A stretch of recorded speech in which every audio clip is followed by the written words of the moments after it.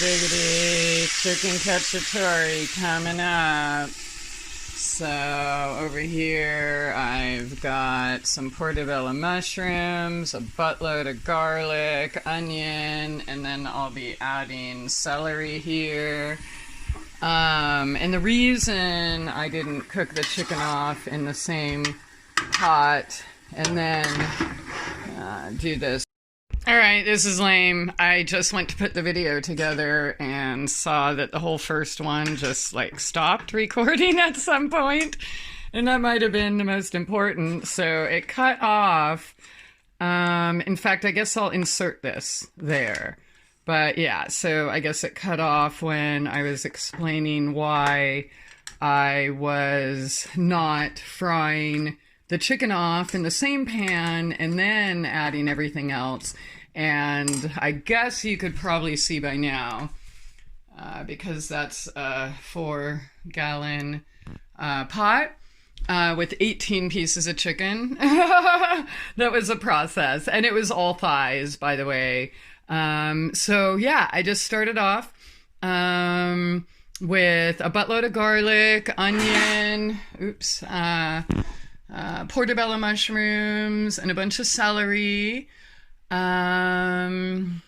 Yeah, and then I guess a buttload of tomatoes, to which I added, yeah, dang it, even when I showed you my herbs and stuff. But yeah, so, you know, lots of basil, oregano, parsley, let's see, sea salt, of course, pepper, that was the, I have a few different salts here, but, yeah, and so, yeah, chicken cacciatore has been one of my, like, childhood favorite dishes, and it's also, it became a favorite to people I cook for, so I have to do more.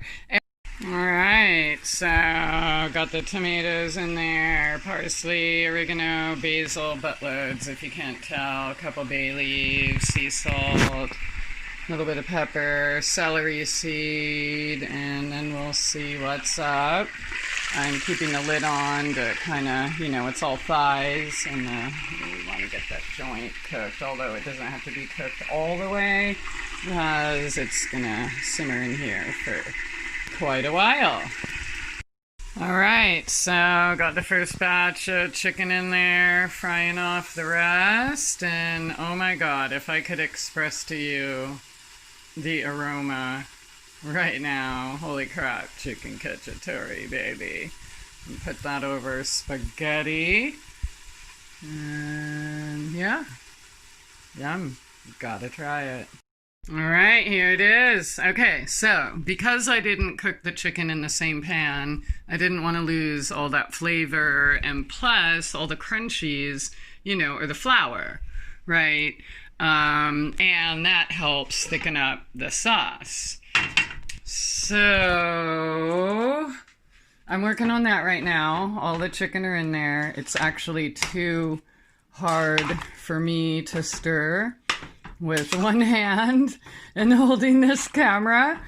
But yeah, I'm gonna let this simmer now until the meat falls off the bone. And oh my god, the smell already. There's like nothing like it that has this smell. And I know there's different variations. Some don't put any celery.